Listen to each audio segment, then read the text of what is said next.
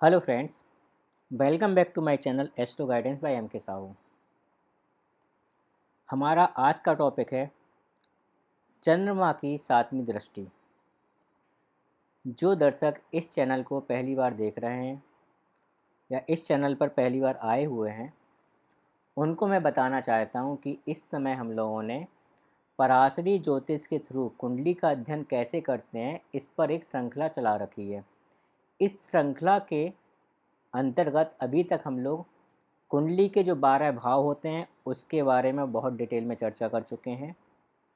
जो 9 ग्रह होते हैं उनके बारे में सब कुछ जान चुके हैं। 12 राशियां और 12 जो लग्न होते हैं उनके बारे में भी हमने एक एक्सटेंडेड डिस्कशन किया हुआ है।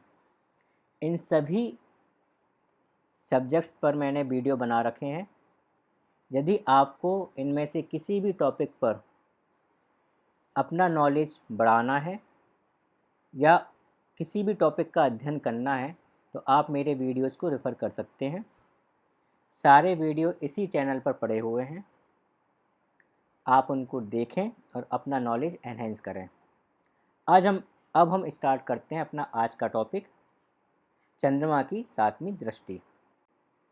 जैसा कि हम जानते हैं कि ज्योतिष शास्त्र में हर एक ग्रह की दृष्टि होती है, सिवाय राहु और केतु की, क्योंकि राहु और केतु को छाया ग्रह माना जाता है और छाया की कोई भी दृष्टि नहीं होती है।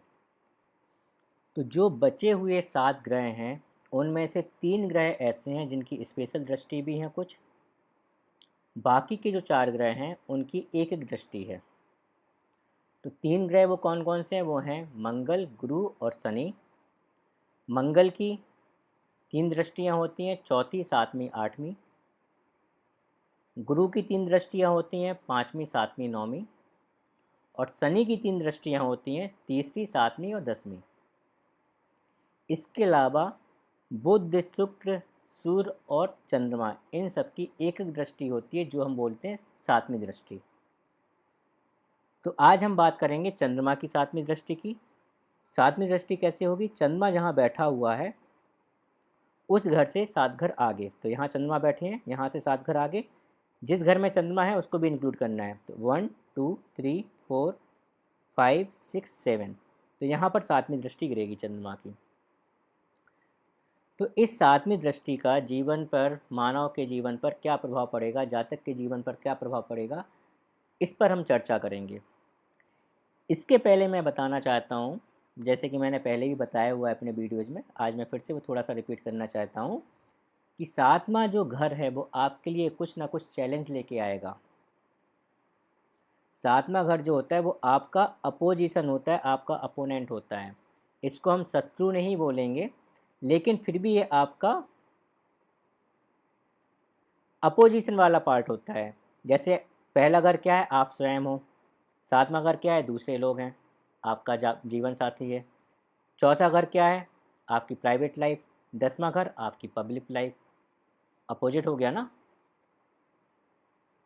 दूसरा घर क्या है? आपकी फैमिली। 8वां घर क्या है? आपके स्पाउस स्पाउस की family, means in laws. Opposite, right. तो इस तरह से सातवां घर जो है वो हमेशा कुछ ना कुछ चैलेंज लेके आएगा, क्योंकि वो आपका अपोजिशन का घर है। ठीक है। इसके साथ साथ मोस्टली सातवां जो घर होता है वहाँ पर हर एक ग्रह की शत्रु राशि होती है। जैसे अगर हम कालपुरुष की कुंडली में देखें, पहले घर में पहली राशि होगी, दूसरे घर में दूसरी राशि होगी, तीसरे घर में तीसरी राशि होगी। ठीक है। तो पहली और दूसरी राशि को छोड़ दो, क्योंकि वो जो है वहाँ पे शत्रु नहीं है, वो आपस में सम व्यवहार रखते हैं। ओके। लेकिन अगर हम तीसरे घर से बात करें, तीसरे घर में 3 नंबर की राशि मतलब मिथुन राशि। मिथुन राशि के स्वामी कौन है? बुध है। इसके सामने 9वां घर, 9वें घर में कौन सी राशि होगी? 9 नंबर, जो कौन है? 9 नंबर क्या है? धनु। धनु के स्वामी गुरु। गुरु और बुध शत्रु। ऐसे ही अगर यहाँ पे देखें कर्क, कर्क के स्वामी कौन होंगे? चंद्रमा। 10वें में कौन सी होगी? कुंभ, सॉरी 10वें में होगी मकर। मकर के स्वामी कौन होंगे? शनि। शनि और चंद्रमा शत्रु। 5वें घर में सूर्य की राशि होगी सिंह। 11वें घर में कुंभ जो कि शनि की राशि है, अगेन शत्रु। तो आमने सामने के घर में हमेशा इसलिए हम बोल रहे हैं कि आपके अपोजिशन वाले होते हैं, राइट। तो इसको कंसिडर करते हुए हम ये बोलेंगे कि 7वां घर हमेशा कुछ ना कुछ चैलेंज लेके आएगा, और चंद्रमा यहाँ पर बैठा है तो हमें ये देखना है कि वो जो चैलेंजेस आएंगे वो किस तरह के चैलेंजेस होंगे, ठीक है। अब यहाँ पर मैं आगे बढ़ने से पहले एक चीज़ और बोलना चाहूँगा कि चंद्रमा यहाँ पर आपकी कुंडली में किस घर की लॉर्डशिप लेके बैठे हुआ है, हम इस पर चर्चा नहीं करेंगे, हम इसको कवर नहीं कर रहे हैं यहाँ पर। ये हम कवर करेंगे जब हम चंद्रमा को पूरे घर में अलग अलग, पूरी कुंडली में अलग अलग घर में घुमाएंगे और लॉर्डशिप पर बात करेंगे कि किस लॉर्डशिप का चंद्रमा कहाँ बैठा हुआ है। जैसे कि फर्स्ट का लॉर्ड सेकेंड में, फर्स्ट का लॉर्ड एट्थ में, जब हम इस चीज़ की चर्चा करेंगे तब हम इस पर बात करेंगे। अभी आप केवल जो चंद्रमा के कारक तत्व हैं उसको लेकर समझिए कि 7वीं दृष्टि क्या कर रही है, ठीक है।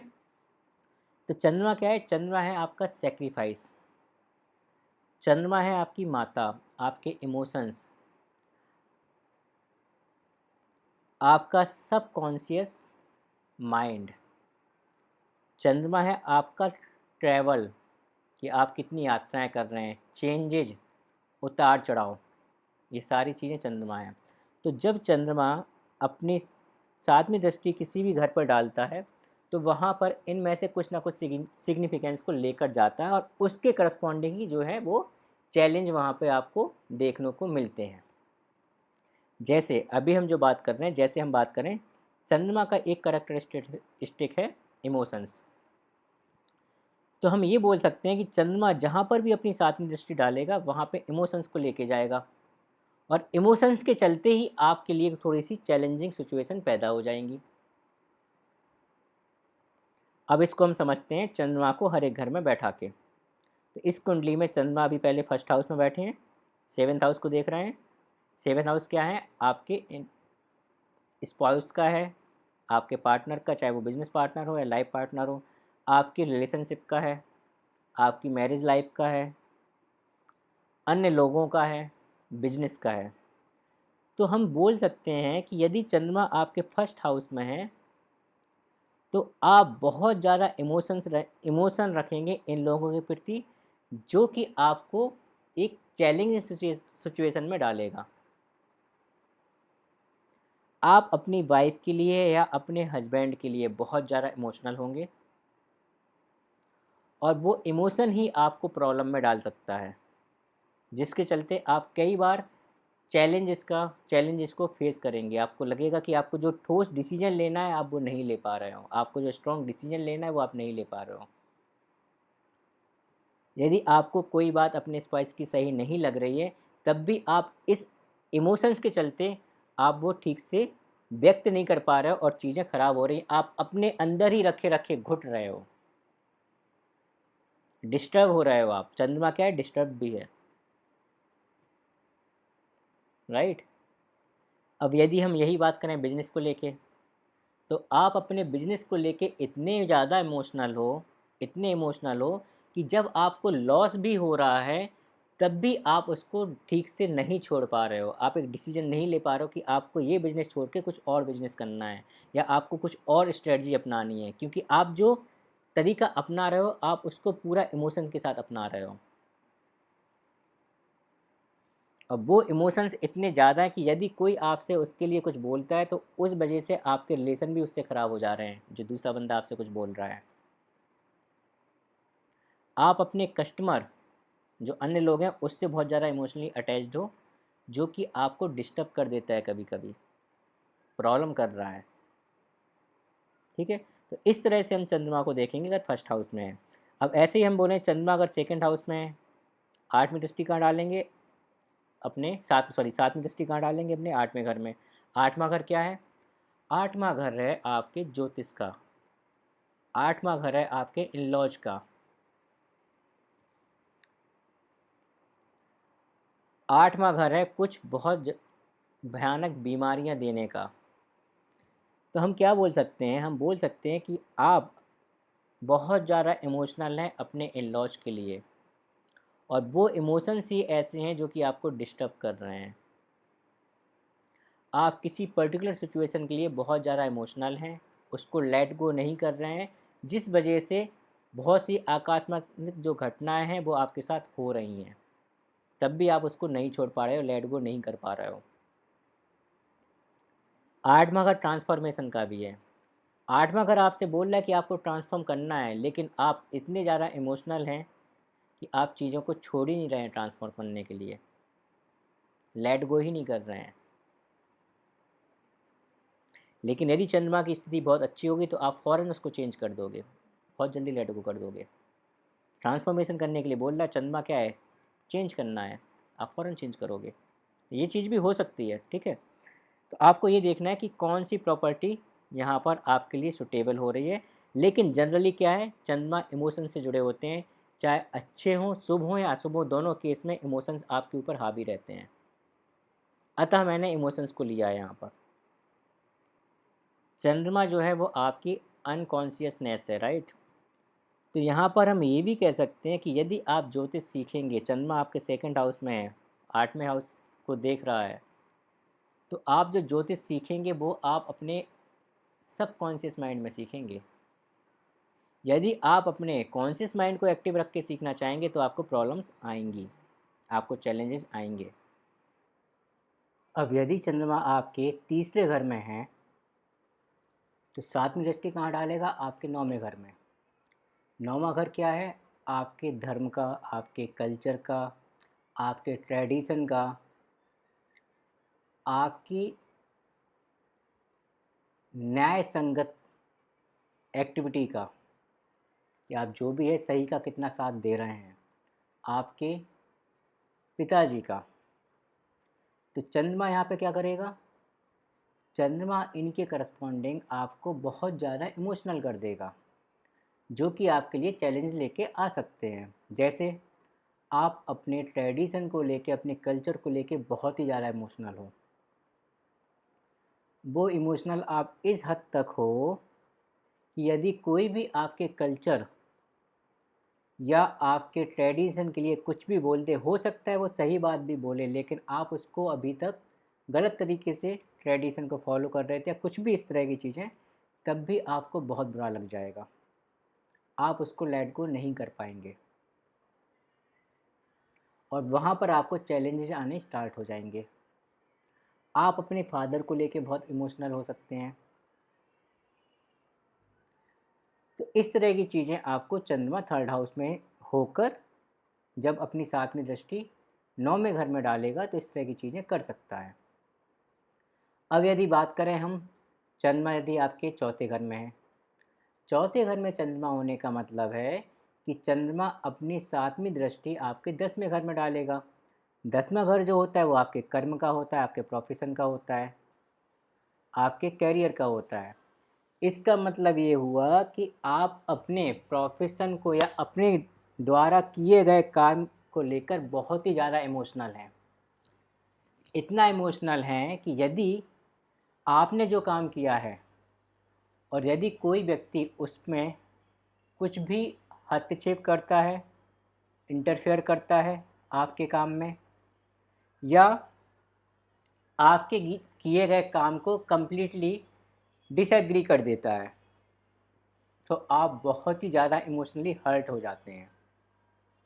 क्यों? क्योंकि आपने वो काम पूरे मन से किया है, अपने पूरे इमोशंस को लगा कर किया है, तो आप कहीं ना कहीं उस काम से इमोशनली अटैच हो चुके हैं। तो इस तरह की चीज़ें आपको देखने को मिल सकती हैं। साथ ही साथ चंद्रमा क्या है, चेंजेस का कारक है। हो सकता है आप अपनी जॉब में या अपने प्रोफेशन में या कैरियर में आप बहुत ज़्यादा चेंजेस करें। फॉर एग्ज़ाम्पल अगर मैं आईटी प्रोफेशन की बात करूं, तो आईटी प्रोफेशन में हो सकता है कि आपके प्रोजेक्ट हैं वो बहुत जल्दी जल्दी चेंज हों। कोई ऐसा भी होगा जो एक ही प्रोजेक्ट में बहुत लंबे टाइम तक रह रहा है, लेकिन उसके कंपैरिजन में आप हो सकता है बहुत जल्दी जल्दी प्रोजेक्ट को चेंज कर दें। तो इस तरह की चीज़ें आपको देखने को मिल सकती है। अब यदि चंद्रमा आपके 5वें घर में है, 5वें घर में होकर वो 7वीं दृष्टि आपके कहाँ, 11th हाउस में डालेगा। 11th हाउस क्या है, आपकी इनकम का, आपके सोर्स जो भी इनकम के सोर्स है उनका, तो आप अपनी इनकम को लेकर, अपने प्रॉफिट को लेकर, अपनी एम्बिशंस को लेकर, अपनी फुलफिलमेंट को लेकर बहुत ज़्यादा इमोशनल हो सकते हैं। इसके साथ ही साथ आप अपने सोशल सर्कल और मित्रों को लेकर भी बहुत इमोशनल हो सकते हैं। इस वजह से आपको कई बार ऐसा होगा कि आपको प्रॉब्लम का सामना भी करना पड़ा होगा। आपके लिए चैलेंजेस जो हैं वो और ज़्यादा बढ़ गए होंगे because of this emotional factor, right. अब यदि चंद्रमा आपके छठे घर में है, छठे घर में होने का मतलब सातवीं दृष्टि आपके 12वें घर में डालेगा। इसका मतलब हुआ कि आप जो चैरिटी करेंगे वो बहुत ज़्यादा इमोशनली होकर करेंगे। मतलब आप इमोशनली अटैच्ड हो जाएंगे जब आप चैरिटी करेंगे को। यदि आप मेडिटेशन या आध्यात्मिक करते हैं तो आपके लिए, आध्यात्मिक से आप जुड़ते हैं तो बहुत अच्छा रहेगा। क्यों? क्योंकि यहाँ पर हो सकता है आप अपने सबकॉन्शियस माइंड को यूज करें, और मेडिटेशन में सबकॉन्शियस माइंड को यूज करना सबसे अच्छा होता है। तो ये बहुत अच्छी कंडीशन हो सकती है, लेकिन इसके लिए आपको बहुत प्रैक्टिस करना पड़ेगा। चंद्रमा वैसे क्या करेगा, चंद्रमा आपको इमोशनल बनाएगा यहाँ पर ज़्यादा, कि आप मेडिटेशन करने बैठेंगे, आप इमोशनली होकर कुछ और सोच रहे होंगे। आप जो एक्सपेंस करेंगे, जितने भी आपके खर्चे होंगे, आप उसको लेकर बहुत ज़्यादा इमोशनल होंगे, बहुत। साथ ही साथ 12th हाउस क्या है? 12th हाउस आइसोलेशन का है, आपको अकेलेपन की फीलिंग देगा, और यहाँ पर भी आप बहुत ज़्यादा इमोशनली अटैच्ड हो जाएंगे। मतलब आपको हो सकता है आइसोलेशन बहुत अच्छा लगे। आप यदि मोक्ष के लिए प्रयास करें, मतलब आप आध्यात्मिक की साइड जाए, तो आप वहाँ पर बहुत ज़्यादा इमोशनली अपने आप को कनेक्टेड फील करें। जब भी आप अकेले में बैठेंगे हो सकता है कि आपको बहुत मन को शांति मिले, आप बहुत ही ज़्यादा अच्छा फील करें, इमोशनली कनेक्ट हो जाएं अपने आप से ही। तो ये एक ऐसी सिचुएशन ला सकता है। साथ ही साथ 12th हाउस जो होता है वो आपके जो मैरिज लाइफ है, आपके पार्टनर है, उसके साथ जो आपके काफ़ी आंतरिक या निजी पल होते हैं, इसमें भी ये आपको बहुत ज़्यादा इमोशनल बनाएगा। मतलब जो आपके रिलेशन होंगे अपने स्पाउस के साथ, वो बहुत ही ज़्यादा इमोशनली बिल्ड होंगे। अब यदि चंद्रमा आपकी 7th हाउस में है, 7th हाउस में होने का मतलब है कि वो अपनी 7th दृष्टि आपके लग्न पर डालेगा। मतलब आप अपने आप के लिए बहुत ज़्यादा इमोशनल हैं, अपने बारे में बहुत ज़्यादा सोचते हैं, मन ही मन अपना बहुत मंथन करते हैं। यदि चंद्रमा आपके 8वें घर में है तो जो अपना सेकंड हाउस में आपकी 7th दृष्टि डालेगा, राइट। सेकंड हाउस क्या है? आपकी फैमिली का है। सेकंड हाउस आपकी फाइनेंस का है। आप अपने फाइनेंस के लिए, अपने पैसों के लिए, अपनी वेल्थ को बढ़ाने के लिए बहुत ही ज़्यादा इमोशनल हैं, और कम्प्लीटली अपने पैसों से इमोशनली आपका टच, बहुत ज़्यादा इमोशनली टच्ड हैं आप। सिमिलर इसी प्रकार से आप अपनी फैमिली को लेकर भी बहुत ज़्यादा इमोशनल हैं, और ये दोनों ही चीज़ें क्या करेंगी, आपके लिए चैलेंज बन के खड़ी हो जाएंगी किसी न किसी टाइम पर। अब यदि चंद्रमा आपके 9वें घर में है, आपके तीसरे हाउस को देखेगा। तीसरा हाउस क्या है? आपका छोटे भाई बहन। आप छोटे भाई बहन के करस्पॉन्डिंग बहुत ही ज़्यादा उनसे अटैच रहेंगे, बहुत ज़्यादा इमोशनल रहेंगे उनके प्रति, जो आपके लिए एक प्रॉब्लम का कारण बन सकती है। आप जो एफ़र्ट डालेंगे किसी भी चीज़ को पाने के लिए, वहाँ पर बहुत ज़्यादा इमोशनली अटैच्ड हो जाएंगे। और यदि जिस चीज़ को पाने के लिए आपने एफ़र्ट डाले थे, यदि वो चीज़ आपको नहीं मिली, तो आप बहुत ज़्यादा दुखी भी होंगे। ये चीज़ आपको बहुत ज़्यादा चोट पहुंचाएगी, बहुत हर्ट करेगी, क्योंकि आपने जो एफ़र्ट डाले थे वो कंप्लीट इमोशंस के साथ डाले थे। यदि चंद्रमा आपके 10th हाउस में है 7 दृष्टि आपके 4th हाउस में जाएंगी, आप अपनी माता से बहुत ज़्यादा अटैच्ड रहेंगे, बहुत इमोशनल रहेंगे। आप अपने घर से बहुत ज़्यादा इमोशनली अटैच्ड रहेंगे। घर पे जो सुख सुविधाएं हैं उससे आप बहुत ज़्यादा इमोशनली अटैच्ड रहेंगे, और ये चीज़ें आपके कैरियर के लिए प्रॉब्लम कर सकती हैं। कई बार कैरियर के मतलब कहीं ना कहीं किसी ना किसी माध्यम से आपको प्रॉब्लम कर सकती है, चैलेंज दे सकती है ये, राइट। इसमें हम ये भी कह सकते हैं, अगर हम पुराने जो अपने देशभक्त होते थे पहले, अगर हम उनके लिए देखें, तो आप अपनी मातृभूमि से भी हम बोलेंगे बहुत ज़्यादा अटैच थे, वो बहुत ज़्यादा इमोशनल थे। यदि चंद्रमा आपके 11th हाउस में है, कहाँ देखेगा? आपके 5th हाउस को देखेगा। 5th हाउस आपके किसका है? आपके बच्चों का है, आपकी एजुकेशन का है। आप अपने बच्चों के प्रति बहुत ज़्यादा इमोशनली अटैच्ड रहेंगे। आप जो हायर एजुकेशन करेंगे वो भी काफ़ी ज़्यादा इमोशनल होके करेंगे, मीन्स वहाँ पर भी आपके इमोशंस जुड़े होंगे, आपकी एजुकेशंस में भी। यदि आप किसी रिलेशनशिप में हैं, अफेयर में हैं, तो वहाँ पर भी आप बहुत ज़्यादा इमोशनली अटैच्ड रहेंगे, और ये चीज़ें आपके लिए चैलेंज पैदा कर सकती हैं। यहाँ से आपको चैलेंज आ सकता है।